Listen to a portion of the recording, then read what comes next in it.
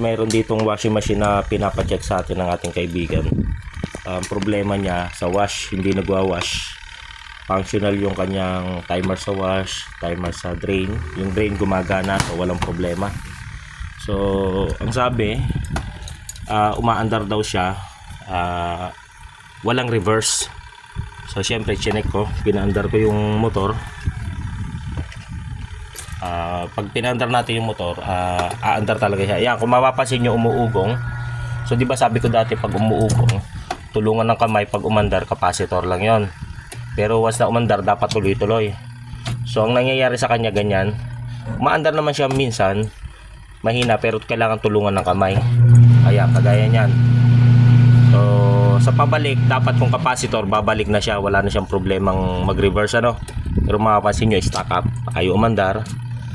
So yan, kung hindi natin tulungan, pero may instances na aandar siya. Okay, ayan, kagaya niyan, ano. So ang ibig sabihin niyan, may problema yung kanyang motor. So una nating chinek kanina is yung capacitor. So ito, kinat ko na nga yung capacitor para pakita na walang problema yung capacitor.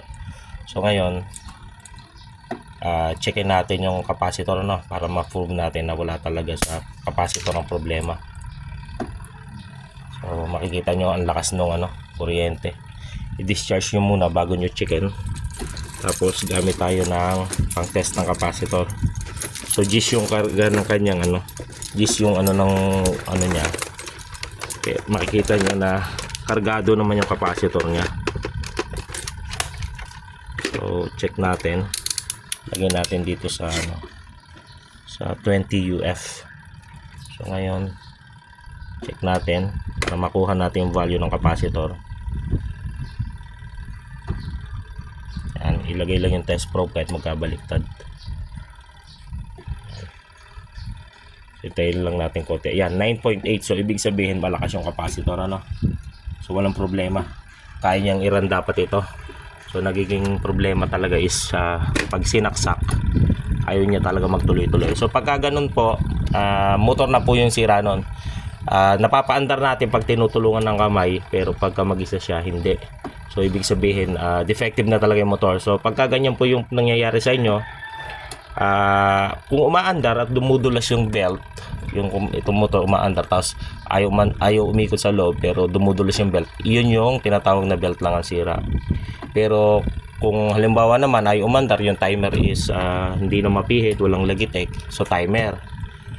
And then pagka tinulak mo ng kamay, isinaksak mo, umandar ng diretso, and then kahit sa pabalik dire-diretso na, ayaw na niyan tumigil. Tapos ay nakakapaglaba ka ng diretso, doon lang sa una ayaw kasi tinulungan mo ng kamay kaya lang umandar.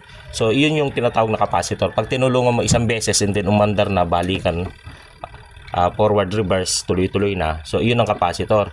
So ngayon nga, na-diagnose ko motor ang sira, ano. Pero hindi ko pa rin inilist na checkin yung capacitor. So nakuha na natin ng 9.8 value yung capacitor. So ang problema nito, may palo pa yung windings pero talagang na siya, hindi na siya normal. Kaya ang nangyayari is hindi niya mapaandar yung washing machine. So papalitan po natin to guys ng motor. Kakalasin ko. Kailangan itaob natin para makalas yung yung motor. Sige guys, kakalasin ko muna. So guys, kalasin natin to bago natin itaob, tanggalin yung mga tornilyo sa tagiliran. Tapos itaob natin siya. So guys, tinagilid ko lang, hindi ko na siya tinaob. Nakuha naman natin yung motor kahit na nakatagilid lang siya, no. So kakalasin natin to, dadalhin natin to para yung mounting kagaya pag order natin.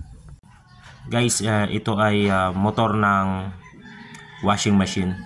So sira na po siya, pero gusto kong ipakita sa inyo para malaman nyo kung bakit ko nasabing sira na itong motor na ito. So may previous upload ako na findings ko na motor ang sira, and then ipinaliwanag ko doon kung paano ko nasabi na motor ang sira, sa pag-check ng mga parts niya. So ngayon, bago ko ito palitan, ipakikita ko sa inyo kung paano ko nasabi na motor ang sira. So using analog tester, medyo naputol lang po yung ating naputol lang yung ating test probe. So makikita nyo nasa times 10 using analog tester is itetest natin itong mga wires nya, no? So buhat sa common, which is yung black, yan yung common nya, yung kulay black. So yung common nya is itong black. Ilagay natin yung isang test probe sa black, and then pasensya sa ingay guys ha. So yung isang test probe sa black, okay, so ilagay natin and then yung isang test probe ay sa red. So again, yung black ang common, tapos itong red and blue forward reverse. So yung isang test probe lagay natin sa black, tapos lagay natin muna dito sa red. Kung mapapansin nyo, pumalo, di ba? So goods yung red.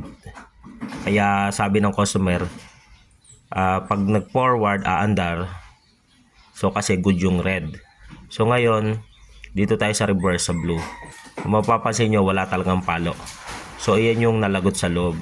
Kaya pagdating sa reverse, ayaw na niyang pumalo. Kasi nga, ay wala na siyang contact sa loob, So yan ay gamit ang ating analog tester. So ngayon, i-check din natin gamit ang ating digital tester, So para magkaroon kayo ng idea.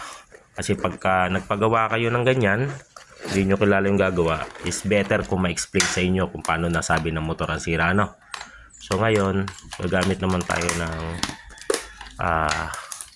digital tester. So ito digital, ito clamp tester na rin. So same thing. Ito i-set natin yung ating digital tester sa ohms. Okay, so sa ohms yan. Okay, so gamit yung ating test probe, talong test probe. So ganun din, yung isa lalagay natin sa kulay black. Okay, so ibulang muna natin. And then, so nasa common na yung isa, And then lagay natin sa red, which is yung kanina sa ating analog pumalo. So red. Okay. Kung makikita nyo, pumalo siya sa red, Ayan. Black and red. So black yung common. So red yung isa. And then kaya umaandar doon sa isang direksyon. So kung halimbawa yung red ang forward, so kaya siya umaandar kasi nga mayroon pa siya. And then dito ang problema sa kulay blue. So sa kulay blue, mapapansin nyo wala talagang palo. So ibig sabihin yung dalawang linya buo, yung blue sira.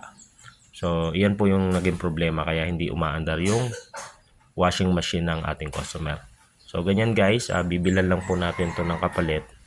And then mamaya daw alauna pwede nang ibalik kasi pupunta lang siya sa school. So ganyan guys, maraming basic na tutorial kayo matututunan, simpleng mga bagay. Pero malaking bagay kung medyo marunong naman kayo magkutingting, pwede nyong i-apply sa sa mga sarili nyong washing machine or appliances, yung mga tinuturo ko, So sige guys, maraming salamat. God bless you. Bibilan lang natin to para mamaya is pwede na nating maayos. So kung meron kayong katanungan, comment down below. Kung sinusundan nyo yung video na to, gusto nyo mag DIY, and then medyo may konting kalituhan, lang po kayo, mag-comment lang kayo sa baba at pipilitin ko masagot yan, basta hindi lang tayo busy, So maraming bagay na madali lang gawin, kaya nating mag DIY, pero kung wala talaga tayong sinusundan, wala tayong proper guidance or tutorial, mahirap. Pero kung mabibigyan tayo ng maayos na tutorial kagaya nitong aking na-upload, malaking bagay sa inyo, So pwede kayo makatipid ng malaki. So ngayon ang ating gagawin is tatakbo na tayo doon sa bilihan para mapalitan na natin to, para mamayang ang alauna yung usapan namin maibalik ko ito ng maayos. Okay, so ligpitin lang natin itong mga gamit. So maraming salamat ulit guys. Sana naman ay inyong